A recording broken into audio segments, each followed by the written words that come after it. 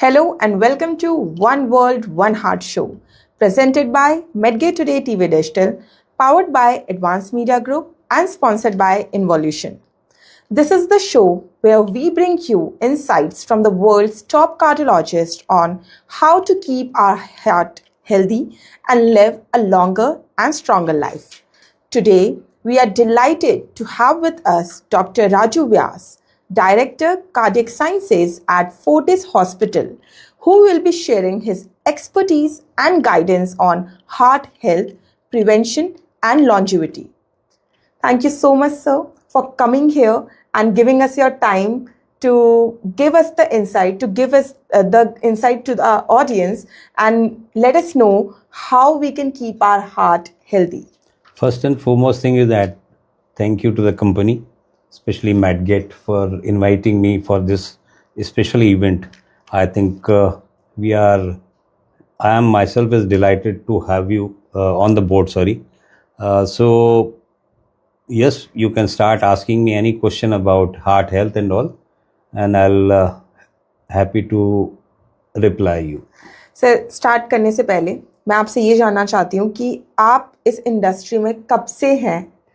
आप जैसे कि डायरेक्टर है कार्डियक साइंसेज से, आपने कितनी सारी सर्जरीज करी हैं और क्या आपका फ्यूचर विजन है हार्ट हेल्थ को लेके? मैं इस इंडस्ट्री में ऑलमोस्ट 32 ईयर्स से हूँ और मैंने इस पूरी इंडस्ट्री को या हार्ट की जो सर्जरीज हैं इसको इन्वॉल्व होते हुए देखा है। जब एक समय था हमारे पास इतनी मेडिकल फैसिलिटीज़ नहीं हुआ करती थी, उस ज़माने से आज हम पहुँचे हैं जबकि हम सारी सर्जरीज जो हैं वो करीब करीब रोबो के द्वारा करने लगे हैं। बिल्कुल। तो बहुत सारा इवोल्यूशन हुआ है पिछले 30-32 सालों में और मैं वो अपने आप को खुशनसीब इंसान मानता हूँ कि हर पायदान पे मैंने वो इवोल्यूशन होते हुए देखा है। जी बिल्कुल। कि हार्ट की हेल्थ एक ज़माना था, तब हमारे पास क्या ट्रीटमेंट मोडालिटी हुआ करती थी और आज हमारे पास क्या है। बिल्कुल, जैसा कि आपने बोला कि आप अपने आप को सौभाग्य समझते हैं कि आपने इवोल्यूशन देखा हार्ट हेल्थ को लेके, तो ऐसी क्या क्या नई तकनीक आ रखी है जिनको देख के हमारा जो हार्ट ट्रीटमेंट है वो बहुत आगे की तरफ जा रहा है और क्योर ट्रीटमेंट बहुत इजी हो गया पेशेंट के लिए? तो जहाँ हम शुरू हुए थे उस समय में हमारे पास एक प्लेन ईसीजी के बेस पे हम लोग ज़्यादातर इलाज किया करते थे। हमारे पास बहुत सारी चीज़ें उपलब्ध नहीं थी, दवाएं नहीं थी, हमारे पास सर्जिकल इक्विपमेंट्स उपलब्ध नहीं थे, डायग्नोस्टिक मोडालिटीज़ नहीं उपलब्ध हुआ करती थी और नई नई दवाएं हमारे पास उपलब्ध नहीं थी। तो उस कारणों से हम देखते थे कि आज से 30 साल पहले हम जब कभी देखते थे किसी भी इंसान को अगर हार्ट की प्रॉब्लम हुई और वो समय पे अगर अस्पताल में नहीं पहुंच पाए तो उनकी मौत अक्सर हो जाया करती थी। लेकिन आज के समय में जब हम 21वीं सदी में बात करते हैं तो हम ये देखते हैं कि अगर कोई भी व्यक्ति जिसको भी हार्ट की प्रॉब्लम है और उसका अगर हार्ट का इलाज विद इन 90 मिनट्स या 60 मिनट्स में कर दिया जाए तो उसकी जान को बचाया जा सकता है। बहुत सारी हमारे पास तकनीक है जिसके द्वारा हम चीज़ों को इन्वेस्टिगेट कर सकते हैं। और अब मैं पूरे दावे के साथ ये कह सकता हूँ 21वीं सदी में कि अगर कोई इंसान जिसको हार्ट की प्रॉब्लम है वो एक समय रहते हुए किसी नियर बाय अस्पताल में किसी अपने डॉक्टर के पास जाके अपना इलाज कराता है तो हार्ट की प्रॉब्लम के इलाज में जो सक्सेस रेट है ऑलमोस्ट 98 to 99%। वाओ, मतलब कि मोर्टेलिटी तो है ही नहीं, बिल्कुल नहीं के बराबर है। और यही एक ऐसी ब्रांच है मुझे लगता है कि पूरे वर्ल्ड में जिसने सबसे ज़्यादा पिछले 30 सालों में अपने आप को ग्रो किया है, इवॉल्व किया है। जो आपने बोला कि ग्रो किया है, इवॉल्व किया है, तो इसमें मेरा एक क्वेश्चन ये आ रहा है सर, पहले के ज़माने में क्या हार्ट हेल्थ इतना इम्पोर्टेंट तो डेफिनेटली था, कितनी बीमारियां होती थी और अभी जो रैपिडली इतना इंक्रीज हो रहा है मोर्टेलिटी, हार्ट डिजीजेस, चाहे वो कोई भी एज ग्रुप के हो, तो वो जो रैपिडली ग्रोथ हुआ है उसके बारे में आप क्या बोलना चाहेंगे? आज से 30 साल पहले जब मैंने अपनी प्रैक्टिस शुरू की थी तो मैं उस समय में अक्सर मेरी हॉस्पिटल में या मेरी क्लिनिक में देखा करता था कि ज़्यादातर जो मरीज मेरे पास आया करते थे उनकी उम्र अक्सर 60 या उससे अधिक उम्र हुआ करती थी। बिल्कुल। या कहने का मतलब ये था कि उस समय में जब लोग या जिन पेशेंट्स को ये बीमारी होती थी उनकी उम्र ऑलमोस्ट 60 साल से ज़्यादा हुआ करती थी।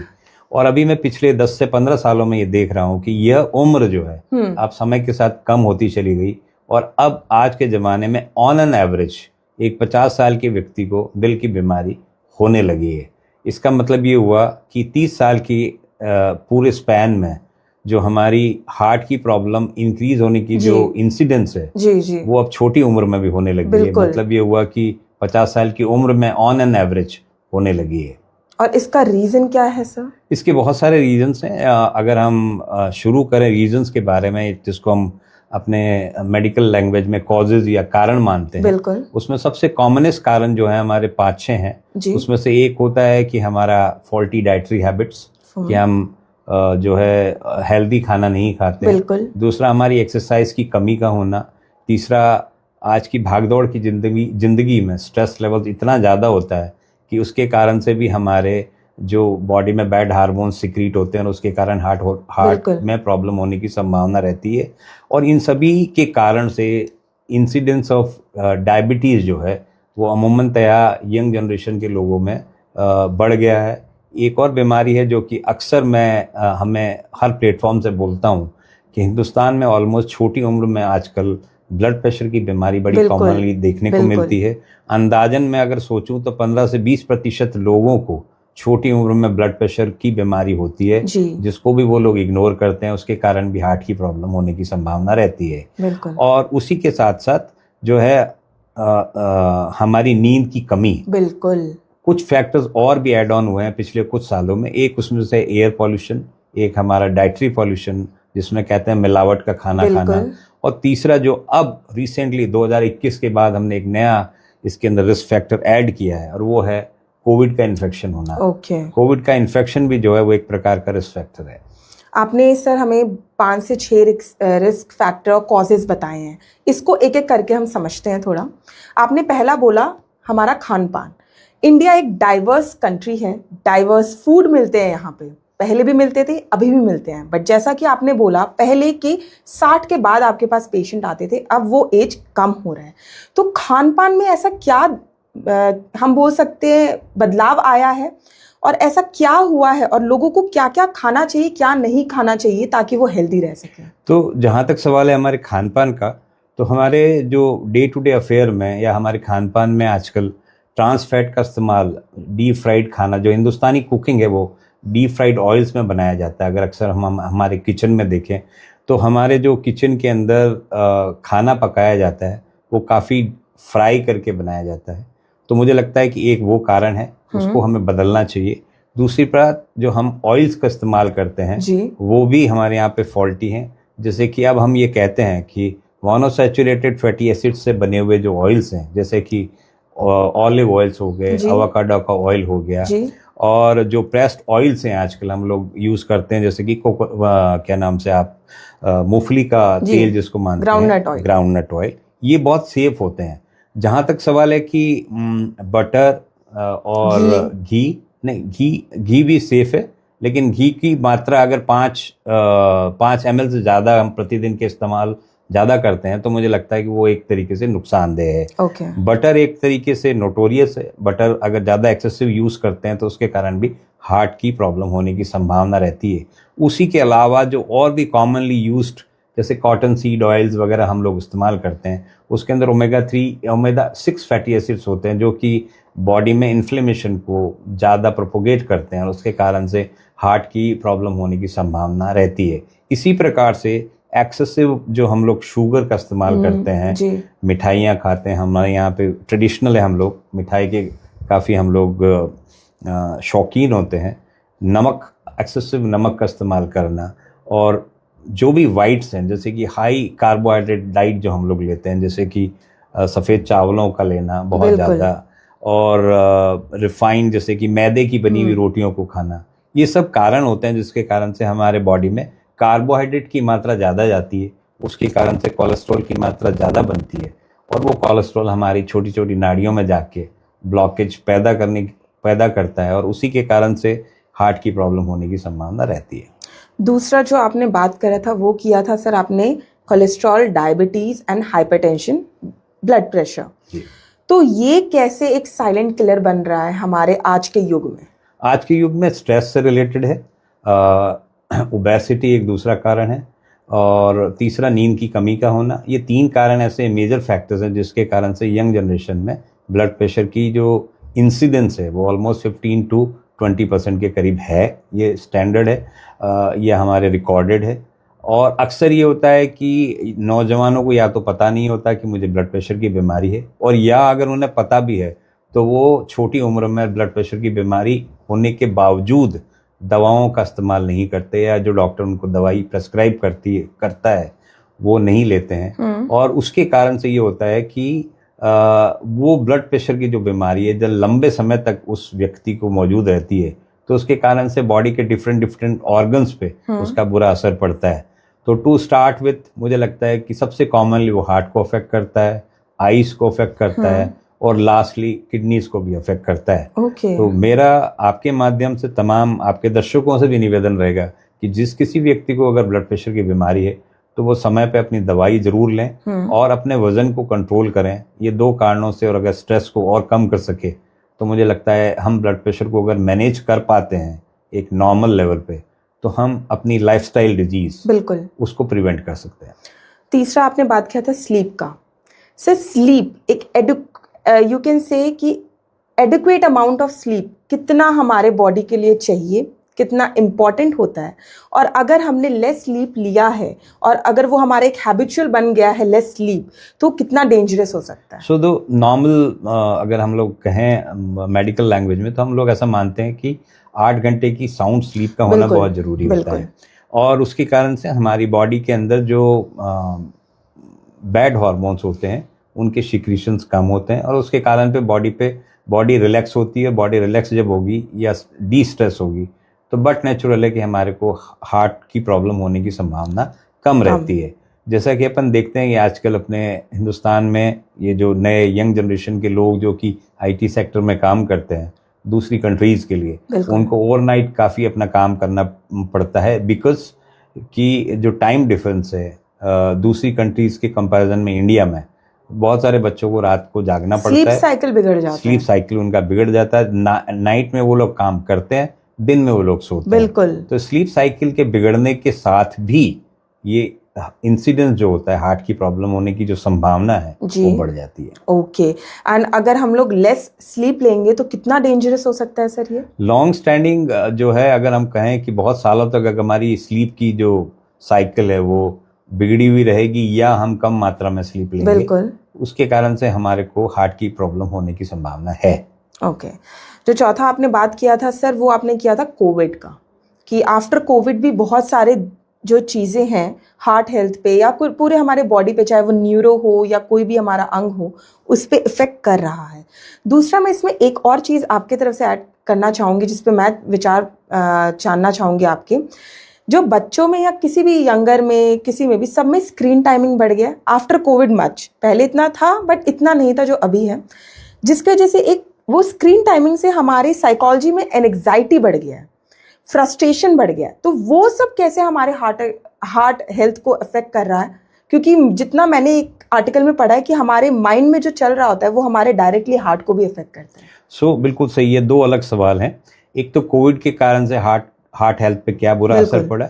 कोविड होने के बाद में देखा गया स्पेशली यूएस में, और आप भी अपन भी मीडिया के तमाम तरीकों से हम ये पता करते हैं कि देखते हैं कि यंगर जनरेशन में कोविड के इन्फेक्शन के बाद में सडन कार्डियक डेथ जो इंडिया में इंसिडेंस है वो बढ़ गया है। यूएस में एक स्टडी 2-3 साल पहले हुई थी कोविड के इन्फेक्शन के बाद, और यूएस में अपने एक बहुत स्टैंडर्ड स्टडी में ये पाया कि इवन यूएस में जो इंसिडेंस है सडन कार्डियक डेथ का वो करीब 18 से 20% कोविड के इन्फेक्शन के बाद में बढ़ गया। ओके। अब इसमें 3 प्रकार की कैटेगरीज हम मानते हैं, जिनको माइल्ड इन्फेक्शन हुआ, जिनको मॉडरेट इन्फेक्शन हुआ और जिनको सीवियर इन्फेक्शन हुआ। अच्छा। तो माइल्ड, मॉडरेट और सीवियर इन्फेक्शन की जो इंसिडेंस है उनमें जिनकी डेथ होने की जो संभावना थी उसमें सब में बराबर पाई गई। तो मुझे ऐसा लगता है कि अगर अमेरिका में इतनी बड़ी स्टडी, हालांकि इंडिया में इस प्रकार की कोई स्टडी हुई नहीं है, तो मैं मानता हूं कि जो इन दिनों में हम सडन कार्डियक डेथ की जो इंसिडेंसेस इंडिया में देखते हैं, मुझे लगता है वो कहीं ना कहीं बहुत सारे हमारे में से ऐसे लोग रहे होंगे जिनको कि अपने कोविड के इन्फेक्शन के बारे में पता नहीं, और समय रहते हुए उन्होंने अपना स्क्रीनिंग या अपनी जांच किसी नियर बाय अस्पताल में डॉक्टर से नहीं कराई, उसके कारण से उनकी डेथ्स हो गई या हो रही है। तो मेरा आपके माध्यम से तमाम आपके दर्शकों से भी ये निवेदन रहेगा कि हम लोगों को, जिन किसी को अगर पता है या नहीं भी पता है, जो उम्र में 30 साल से बड़े हैं, उनको सबको अपने आप को स्क्रीन कराना चाहिए। उसके 2 मेजर बेनिफिट्स हैं। एक मेजर बेनिफिट ये है कि हमें अपनी रिस्क फैक्टर्स जो हैं वो अगर हम जल्दी पता कर लें कि हमारे में कौन से रिस्क फैक्टर हैं जिसके कारण से हमें आगे चल के हार्ट की प्रॉब्लम होने की संभावना है, और समय रहते हुए हम उन सभी रिस्क फैक्टर्स का निदान कर पाएं या उसका समय रहते हुए हम इलाज कर पाएं। तो मुझे लगता है कि जो हमारे हार्ट की अटैक होने की संभावना, हार्ट की प्रॉब्लम होने की जो संभावना है वो हम बहुत मिनिमाइज कर सकते हैं। और समय रहते हुए अगर हम बीमारी को भी कभी पकड़ लें आगे चल के, तो मुझे लगता है समय रहते अगर उसका इलाज कर दिया जाए तो उस इंसान को हम एक नॉर्मल जिंदगी दे सकते हैं। बिल्कुल सही कहा आपने सर। और स्क्रीन टाइमिंग पे आप क्या बोलना जहां तक स्क्रीन टाइमिंग का सवाल है तो बट नेचुरल है कि जब से ये नए स्मार्टफोन्स आए हैं, लोगों का सारा काम, लोगों का ही नहीं, इवन मेजोरिटी ऑफ अस, हम लोगों का जो ज्यादा काम है वो अब मोबाइल के जरिए होने लगा है। तो बट नेचुरल की जो स्क्रीन टाइम है वो बढ़ गया है, और स्क्रीन टाइम के बढ़ने के कारण से जो हमारे ब्रेन की जो एक्टिविटीज है, जो आप बता रहे थे, वो ये उसके कारण से एंग्जाइटी बढ़ती है। हम बहुत सारी ऐसी चीजें देख लेते हैं जो कि रिलेवेंट होती भी हैं, कुछ नहीं भी रिलेवेंट होती है। तो इररिलेवेंट चीजें हम जब हमारे ब्रेन पे जाके उसका बुरा असर होती है तो बट नेचुरल एंग्जाइटी होगी। एंग्जाइटी होगी तो एंग्जाइटी के कारण में बैड हार्मोन जैसे कि कॉर्टिसोल रिलीज होता है या एड्रेनलिन रिलीज होता है, जो कि बैड हार्मोन होता है। उसको हम लोग बोलते हैं क्रोनिक स्ट्रेस। अगर यही स्क्रीन टाइम लंबे समय तक हमारी बॉडी उससे एक्सपोज रहेगी और ये हमारे हार्मोन्स लंबे समय तक अगर हमारे ब्रेन से सिक्रीट होते रहेंगे तो उसके कारण से हमें डायबिटीज होने की संभावना है, और साथ ही साथ हमें आगे चल के हार्ट की प्रॉब्लम होने की संभावना है। बिल्कुल सर, अभी आपने इसी कॉन्वर्जेशन में बोला था कि अर्ली डिटेक्शन, अर्ली प्रिवेंशन। तो मैं आपसे ये जानना चाहूंगी कि अगर एक हेल्दी इंसान है तो उसको कब और कितने बार अपने आप को चेकअप करवाना चाहिए ताकि वो जान सके कि उसके बॉडी में कुछ दिक्कत नहीं हो रही है, और अगर दिक्कत हो रही है तो अर्ली डायग्नोसिस से वो ठीक हो सकता है। बिकॉज बहुतों का ये माइंडसेट होता है कि I am healthy, I don't need any kind of screening. So नहीं, ये थोड़ा माइंडसेट हमें अब बदलना पड़ेगा, क्योंकि जिस प्रकार का ओवरऑल इंसिडेंस है पूरे वर्ल्ड में, आप सबको ये मालूम भी होना चाहिए कि कार्डियोवैस्कुलर डिजीज के कारण से पूरे वर्ल्ड में सबसे ज्यादा मौतें होती हैं। बिल्कुल बिल्कुल। तो हमें अगर healthy, heart point of view से हेल्दी अपने आप को रहना है, या हमें ये प्रूव करना है कि हम हार्ट के पॉइंट ऑफ व्यू से हेल्दी हैं, तो हमें अपने आप को एक डॉक्टर के पास जाके स्क्रीन कराना पड़ेगा। रूटीन के टेस्ट कराने पड़ते हैं। बहुत सिंपल इसके क्राइटेरिया हैं, सिंपल चीजें हैं, सिंपल टेस्ट हैं। अगर हम वो कर लेते हैं, कुछ ब्लड के टेस्ट होते हैं और कुछ छोटे मोटे और भी टेस्ट होते हैं जो नॉन इन्वेजिव होते हैं, उसके बेसिस में हम ये पता लगा सकते हैं कि कौन वो व्यक्ति है जिसको आगे चल के हार्ट की प्रॉब्लम होने की संभावना है, और कौन जो व्यक्ति है जिसको कि हार्ट की प्रॉब्लम होने की संभावना नहीं है। बिल्कुल। तो हम इन दोनों कैटेगरी के मरीजों को अगर ढंग की एडवाइस दें तो वो अपने आप को हार्ट की प्रॉब्लम होने की जो संभावना है उससे अपने आप को बचा सकते हैं। बिल्कुल। दूसरी बात यह है कि रही बात आपकी कि इन मरीजों को आगे चल के और क्या क्या करना चाहिए, आगे और टेस्ट क्या कराने चाहिए, बहुत ज़्यादा हम लोग नहीं कराते हैं। लोग अननेसेसरी डरते हैं, मुझे लगता है इसी कारण वो डॉक्टरों के पास जाते नहीं हैं। परंतु मेरी एडवाइस ये रहती है कि अगर हम साल में एक बार अपनी बर्थडे वाले दिन मेक इट वेरी सिंपल, अपनी बर्थडे वाले दिन जाएं, एक डॉक्टर को कंसल्ट करें, वो सिंपल टेस्ट कराएगा और हमें 1 साल का सर्टिफिकेट मिल जाता है कि we are healthy, we can go to gym, we can do whatever we wanted to do. अक्सर आजकल अपन सुनते हैं, देखते हैं कि लोग जिम में गए और वहां जाके कुछ सडन एक्सीडेंट हो गया। हमें कुछ चीज़ों का पता होना चाहिए। पहली बात तो ये कि जिम में जाने से पहले मैं हमेशा अपने सारे मरीजों को ये एडवाइस देता हूँ या उनके रिलेटिव्स को ये बताता हूँ कि हमें अपने आप को पहले ये प्रूव करने पड़ेगा कि हम हार्ट पॉइंट ऑफ व्यू से हेल्दी हैं। हाँ। वो तभी पॉसिबल है जब हम एक डॉक्टर को कंसल्ट करेंगे और मिनिमल जो पॉसिबल टेस्ट हैं वो करा के हम प्रूव करें कि हम हार्ट पॉइंट ऑफ व्यू से हेल्दी हैं। उसके बाद आप जिम में जाके जो विग्रस एक्सरसाइज करनी है वो कर सकते हैं, परंतु पहले एक डॉक्टर से सर्टिफिकेट लेके तब जगह जिम ज्वाइन करते हैं तो मुझे लगता है कि वो ज़्यादा फायदेमंद है। ओके, जैसा आपने बोला कि बहुतों के ये लगता है कि बार बार जाके वहाँ पे टेस्ट क्या करवाना है, तो लोगों को सर एक ये भी डर होता है कि अगर हमें थोड़ा सा दिक्कत है, हम वहाँ जाएंगे तो हम ओवर ट्रीट हो जाएंगे, हमारा सर्जरी डॉक्टर बोल बोल के कुछ एक्स्ट्रा करवा देगा, तो वो जो बेनिफिट ऑफ डाउट है जो माइंडसेट में, उसको हम कैसे निकाल सकते पेशेंट के? बहुत सिंपल बात है इसमें। जहाँ तक नॉर्मल रूटीन टेस्ट की बात है, नॉर्मल स्क्रीनिंग की बात है, नॉर्मल अपने टेस्ट कराने की बात है, तो हमारे हर व्यक्ति के घर के आसपास एक छोटा प्राइमरी हेल्थ सेंटर या हमारे पास एक ऐसा डॉक्टर होता है जिसको हम फैमिली डॉक्टर कहते हैं, उससे आप कंसल्ट करें, उनको कंसल्ट करके और वो जो भी सिंपल टेस्ट आपके कराते हैं वो कराएं। मैं कभी ये नहीं कहता कि आप किसी टर्शरी केयर या बहुत बड़े अस्पताल में जाएं। टर्शरी या बड़े अस्पताल में तभी जाएं जब आपको कोई प्राइमरी हेल्थ सेंटर का डॉक्टर ये कहे कि आपको कोई बीमारी है या होने की संभावना है। उसके प्रिवेंशन के लिए अगर आपको किसी स्पेशलिस्ट की ज़रूरत है तो आप उसको मिलें जाके। बिल्कुल। अगर आप डायरेक्ट भी किसी बड़े स्पेशलिस्ट से जाके मिलते हैं तो मुझे नहीं लगता अब आज की 21वीं सदी में जब हम इतने ट्रांसपेरेंटली सब लोग काम करते हैं और आजकल मेडिकल एथिक्स पे और इवन हमारे जो हॉस्पिटल्स में जो SOPs बने हुए हैं वो इतने स्ट्रॉन्ग हैं कि कोई भी ये पेशेंट या पेशेंट के रिलेटिव ये फील ना कर पाएंगे कि हमारा हमको ओवर ट्रीट किया गया है, क्योंकि ओवर ट्रीट लगता नहीं है। मुझे लगता है कि ज़्यादातर बड़े जो अस्पताल हैं वो किसी मरीज को ओवर ट्रीट नहीं करते। बिल्कुल। और सर पेशेंट और डॉक्टर के बीच में जो ट्रस्ट फैक्टर है वो कितना महत्वपूर्ण है? 2021 के पहले मैं मानता हूँ कि बीच में काफ़ी सालों तक पेशेंट और जो डॉक्टर्स के बीच का ट्रस्ट था वो टूट गया था लेकिन 2021 के बाद जब ये बहुत बड़ी हमारे वर्ल्ड के अंदर हमने एक त्रासदी देखी, बिल्कुल, उसके बाद से मुझे लगता है कि अब ज़्यादातर जो पेशेंट्स हैं वो अपने डॉक्टर को ट्रस्ट करते हैं और अपने डॉक्टर की अगर सही सलाह है तो मानते भी हैं। और सर जैसे आपने इतनी सारी सर्जरीज कर रखी हैं, तो अगर किसी का हार्ट से रिलेटेड कोई भी सर्जरी हुआ है, कितना टाइम लगता है? एक डेफिनेटली ये बॉडी टू बॉडी डिपेंड करता है, डाइट टू डाइट डिपेंड करता है, बट एक स्टैंडर्ड कुछ ऐसा है कि जो पेशेंट अगर फॉलो करे तो उसका स्पीडी रिकवरी होगा। और इसमें एक और ऐड करना चाहूँगी, बोला जाता है कि आप ट्रैवल मत करिए बिकॉज आपको ये सर्जरी हुआ, आप ये मत करिए बिकॉज आपको ये हुआ है। तो हम कैसे उन लोगों के दिमाग में से ये सब निकाल दें और ये समझाए कि आपका जो ये सर्जरी हुआ है आपको अच्छा बनाने के लिए हुआ है, ना कि आपको हर चीज़ से रोकने के लिए हुआ है? सिंपल है। पहली बात तो आपके माध्यम से आपके तमाम दर्शकों को बताना चाहूँगे कि हार्ट की जो सर्जरीज हैं जो ऑलमोस्ट सभी अस्पतालों में आजकल की जाती हैं, उसकी success rate almost 98 to 99%। It's a safe operation, पहली बात। रही बात दूसरा जो सवाल आपने पूछा कि रिहैबिलिटेशन, बिल्कुल, तो आज के टाइम में इतनी बढ़िया इक्विपमेंट्स और इतनी बढ़िया रिहैब के प्रोग्राम्स हम लोग चलाते हैं अपने अस्पतालों में।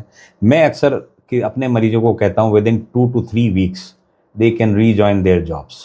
सो 3 हफ्ते में अगर कोई इतना बड़ा प्रोसीजर करा के 3 हफ्ते में अपनी नॉर्मल रूटीन लाइफ ज्वाइन कर सकता है, पहली बात तो मुझे लगता है it is quite safe and he can be as normal as he was previously।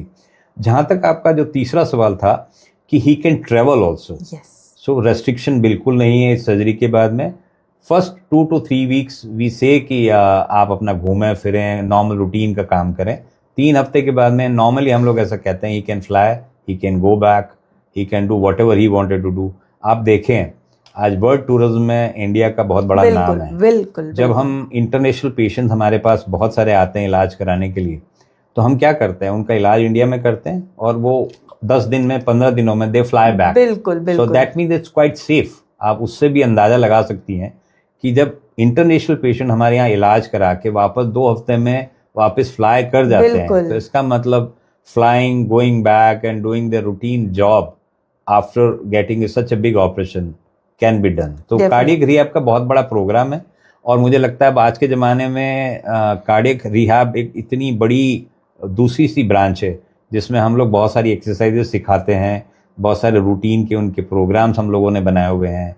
उसको देखते हुए 2 से 3 हफ्तों में पेशेंट जब वापस मेरे पास आता है दिखाने तो वो नॉर्मल अपने आप को फील करता है। और सबसे बड़ी बात ये होती है कि इसके 2 मेजर फ़ायदे होते हैं। एक ये होता है कि उनकी जो ऑपरेशन के पहले के जो सिम्टम्स हैं जी।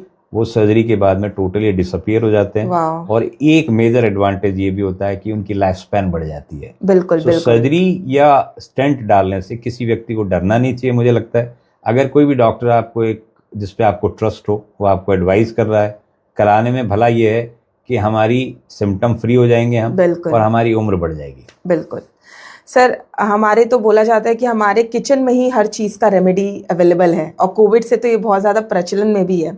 तो जैसा बोला जाता है लेमन वाटर पीजिए, जिंजर वाटर पीजिए, हर्बल ड्रिंक्स पीजिए, ये सब कितना इंपॉर्टेंट होता है to eradicate any kind of disease? So हम लोग मानते हैं कि यस दे आर गुड।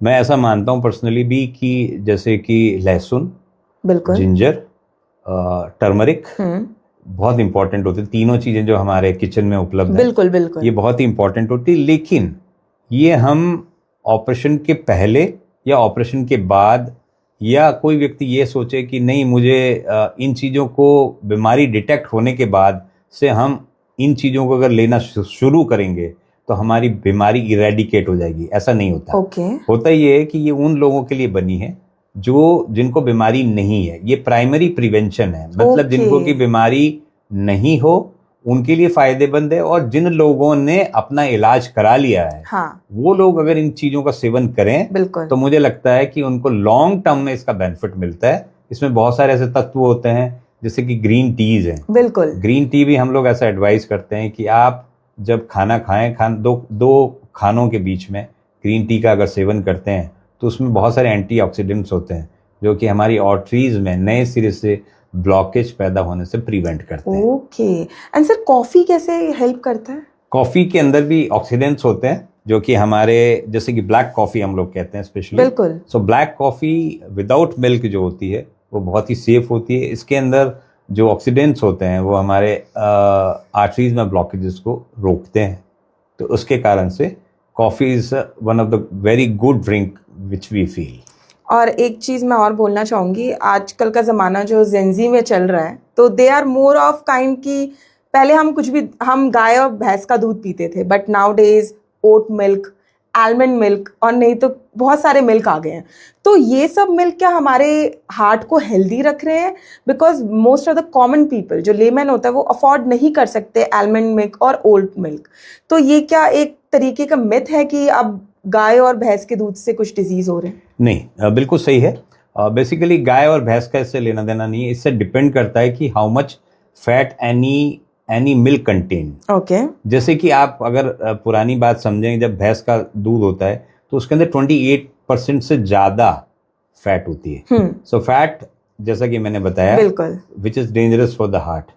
तो इसीलिए जो भैंस का दूध है वो डेंजरस माना जाता है क्योंकि इसके अंदर फैट कंटेंट ज्यादा होता है। जैसे जैसे आप काऊ का मिल्क लेते हैं, काऊ के मिल्क में फैट कंटेंट कम होता है। उसके बाद जब आप उसको और ज्यादा रिफाइन करते हैं, डबल टोन कर देते हैं, तो उसके अंदर ऑलमोस्ट 3-4% का फैट रहता है। तो 4% का फैट मुझे लगता है कि which is quite safe for the heart. So milk की तो मिथ ये है। रही बात जो आपने दूसरा सवाल पूछा कि आलमंड मिल्क और ये ओट मिल्क और ये जब चीजें हैं, नो डाउट जो इसको अफोर्ड कर सकते हैं उनके लिए बेहतर है, परंतु अगर नहीं भी कर सकते तो we can make it at our house also. बिल्कुल। नॉर्मल मिल्क जो अपना डबल टोन मिल्क होता है, उसके अंदर अगर हम मॉर्निंग में 4 भीगी हुई बादाम उसको अगर मिक्स करके वो मिल्क को सेवन करें तो मुझे लगता है it is equivalent to that what you feel like. इसके कुछ बेनिफिट्स हैं। देखिए, आलमंड्स, वॉलनट्स, नट्स जितनी भी होती हैं, they contain omega-3 fatty acids which is quite safe for the heart. तो मुझे ऐसा लगता है कि वैसे भी हम लोग कहते हैं कि flax seed, chia seeds and all these जो हम नट्स कहते हैं, ये हार्ट की हेल्थ के लिए बेहतर होते हैं, इसलिए इनका सेवन सुबह उठ के करना चाहिए। बिल्कुल। सर योगा, मेडिटेशन, ये सब चीजें हमारे हार्ट को और हमारे बॉडी को कैसे हेल्दी रखती है? सो जहां तक योगा का सवाल है, तो yoga basically it's basically indirectly related, you can say. कैसे? योगा जो है हमारी लाइफ में 2 चीजें करती हैं। एक करती है हमारे जितने भी बॉडी के जॉइंट्स होते हैं, मसल्स होती है, उनको सप्पल रखती है। ओके। तो उसके कारण से बॉडी के अंदर जो जॉइंट से रिलेटेड इश्यूज होते हैं वो नहीं होते। Yoga in that way it is very helpful. दूसरा, जो हम रेस्पिरेटरी एक्सरसाइज योगा में करते हैं, that basically D stress our brain. क्यों?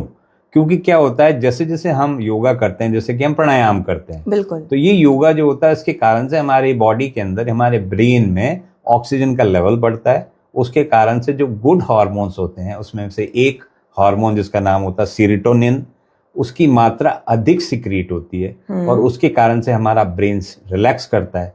और जब ब्रेन रिलैक्स करता है, एंजाइटी कम होती है, और डिप्रेशन अगर हमारा करता है और हम कम होता है, और उसके बाद जब हम अपने आप को खुश महसूस करते हैं, तो उससे हार्ट की प्रॉब्लम होने की संभावना कम होती है। और ये बोला भी जाता है less oxygen in the body is the cause of disease. Yes, so इसको दूसरे वे में भी देख सकते हैं आप। अच्छा, कि जैसे डिजीज हार्ट है किसी पेशेंट का, डिजीज हार्ट का मतलब ये हुआ कि जैसे किसी व्यक्ति को हार्ट अटैक हुआ, उसके कारण से उसकी हार्ट की जो पंपिंग कैपेसिटी है वो कम हो गई, हार्ट का फंक्शन किसी कारण से कम हो गया।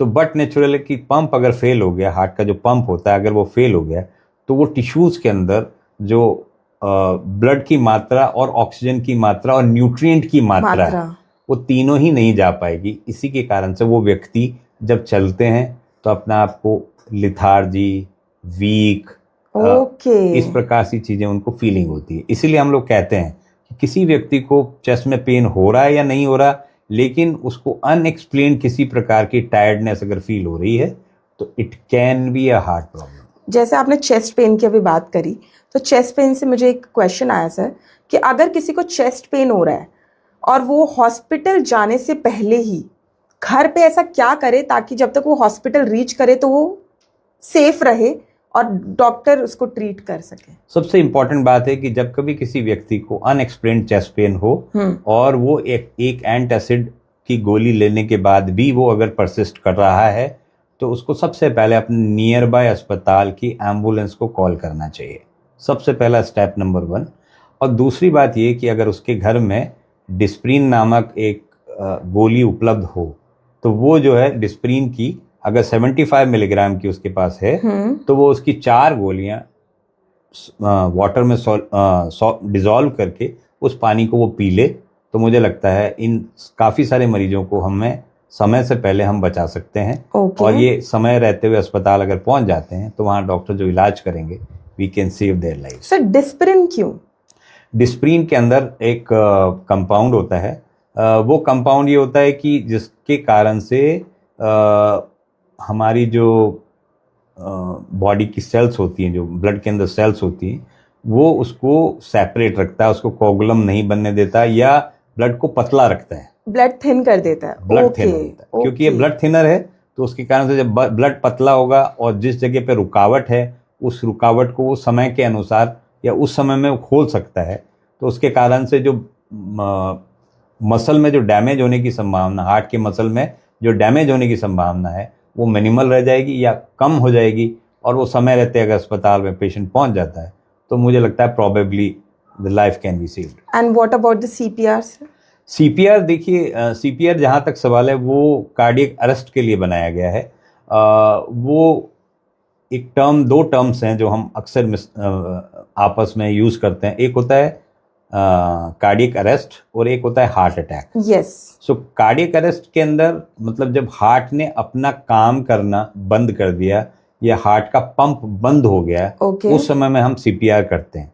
सीपीआर कार्डियक अरेस्ट के मरीजों में किया जाता है, लेकिन सभी हार्ट अटैक के मरीजों में सीपीआर की ज़रूरत नहीं पड़ती। जो इनको हार्ट अटैक हो रहा है या जिनको हार्ट अटैक होता है, उनमें अक्सर ये होता है कि उनको या तो चेस्ट पेन हो रहा हो या किसी प्रकार का जॉ पेन हो रहा होगा, तो उनको ब्रीदिंग डिफ़िकल्टी या कुछ और प्रॉब्लम नहीं होगी, वो कॉन्शियस होते हैं, वो समय रहते पहुंच सकते हैं। लेकिन उसमें से कुछ 5 से 10% ऐसे मरीज होते हैं जिनका भी हार्ट अटैक के कारण हार्ट बंद हो जाता है या पंप फेल हो जाता है, तो उनमें हमें सीपीआर देना पड़ता है। सर, ये कार्डियक अरेस्ट और हार्ट अटैक का जरा डिफरेंस बताएंगे? कार्डियक अरेस्ट, जैसा मैंने बताया आपको कि कार्डियक अरेस्ट का मतलब ये हुआ कि सिंपल लैंग्वेज में कि जब हार्ट ने अपना काम करना बंद कर दिया। जब हम किसी व्यक्ति को देखते हैं कि उसको कोई चेस्ट पेन हुआ and suddenly started he stop breathing, जब उसने अपना सांस लेना बिल्कुल बंद कर दिया, अगर हम 2 अपनी उंगली उनके नाक के पास ले जाके देखें कि उसके अंदर से सांस वो ले रहा है कि नहीं ले रहा, या आपको उनकी छाती मूव करती हुई दिख रही है कि नहीं दिख रही। तो अगर उनकी छाती मूव नहीं कर रही है और अगर हम उंगली इनके पास नॉस्ट्रिल के पास ले जाके देखें और हमें लगे कि नहीं इंसान सांस नहीं ले रहा है, तो उस सिनेरियो में हमें सीपीआर देना चाहिए। सीपीआर करते क्या है, दो हाथ से हम उसके mid portion of the chest जो होता है, जो छाती का बीच वाला पोर्शन होता है, उसको हम कम से कम 1 मिनट में 120 बार कंप्रेस करते हैं। और कंप्रेस करने का बेसिक मीनिंग ये होता है कि हम हार्ट को दबा रहे हैं बाहर से। अच्छा। और दबाने का बेसिक कारण ये होता है कि वो उस समय में जो पंप फेल हुआ है उसके कारण से बॉडी के जो डिफरेंट ऑर्गन्स हैं, जिसमें कि ब्रेन और किडनीज और इंटेस्टाइन, उसमें वो ब्लड जाता रहे जब तक कि उसको किसी प्रकार की मेडिकल सपोर्ट ना मिल जाए। तो इसको सीपीआर कहते हैं। जो सीपीआर में एक और पोर्शन भी होता है, ये तो हो गया चेस्ट कंप्रेशन, बिल्कुल, लेकिन साथ ही साथ हम माउथ टू माउथ रेस्पिरेशन भी कई बार हमें देना पड़ता है। अगर वो मरीज रिकवर कर जाता है, वेल एंड गुड, नहीं होता है तो फिर हमें और एक्स्ट्रा मशीनों का इस्तेमाल करना पड़ता है, तब जाके हम मरीज को बचा सकते हैं। और हार्ट अटैक में ऐसा क्या होता है sir? Heart attack, basically heart attack में ये होता है कि उसको चेस्ट पेन होता है, ईसीजी में कुछ चेंजेस होते हैं, परंतु पेशेंट ब्रीद करना बंद नहीं करता, सांस लेना बंद नहीं करता, तो उनको सीपीआर देने की जरूरत नहीं होती। उनको सीपीआर तभी दिया जा सकता है या देना चाहिए जब हमें लगे कि वो भी उस इंसान के चेस्ट पेन होने के बाद में उसने सडनली सांस लेना बंद कर दिया। तो वो बेसिकली इसके दो कंपोनेंट होते हैं। एक होता है कि चेस्ट को कंप्रेस करना, जिससे कि हार्ट का पंप काम करता रहे, और साथ ही साथ हमें माउथ टू माउथ रेस्पिरेशन जो हम दे रहे हैं, जिसके कारण से उनके लंग्स के अंदर जो ऑक्सीजन जाती रहे और कार्बन डाइऑक्साइड निकलती रहे। तो ये बहुत अच्छे से आपने हमें बता दिया कि इन दोनों चीज़ों के बीच में जो अक्सर लोग मिस प्रोनाउंस कर देते हैं और कंफ्यूज तो काफ़ी ज़्यादा रहते हैं इन दोनों चीज़ को लेके, कि कभी वो कार्डियक अरेस्ट को हार्ट अटैक बोल देते हैं, कभी हार्ट अटैक को कार्डियक अरेस्ट बोल देते हैं। तो इस एक्सप्लेनेशन के द्वारा आई थिंक उन लोगों को समझ आ गया होगा इन दोनों के बीच में डिफरेंस क्या है। लास्ट में मैं आपसे बस एक चीज़ पूछना चाहूँगी सर, ऐसा क्या गोल्डन रूल आप बोलना चाहेंगे कि जिससे not only heart health but the whole body can be live stronger and healthier? Golden rule कुछ भी नहीं है, it's not a single line sentence. Simple सी 5 कॉम्बिनेशन ऑफ चीजें हैं जिसको हमें करना चाहिए अगर हमने अपने पूरे शरीर को हेल्दी रखना है। जी बिल्कुल। उसका सबसे इंपॉर्टेंट एस्पेक्ट 2 या 3 ही है। एक है हमें कॉन्स्टेंटली मूव करना है, मतलब चलना है। हम ऐसा कहते हैं कि अगर कोई भी व्यक्ति मॉडरेट एक्सरसाइज करता है तो अगर वो 40 से 45 मिनट पर डे करता है, 40 से 45 मिनट मॉडरेट एक्सरसाइज करे, जिसमें कि वॉक करना, ब्रिस्क वॉक करना, साइकिलिंग करना, स्विमिंग करना, बैडमिंटन खेलना 45 मिनट पर डे के हिसाब से, और हफ्ते में 5 दिन करे। और अगर कोई स्ट्रॉन्ग बहुत जिम में जाके एक्सरसाइज करता है तो 75 मिनट्स इन अ वीक, और you can say 2 or 3 days in a week, I think that is more than sufficient.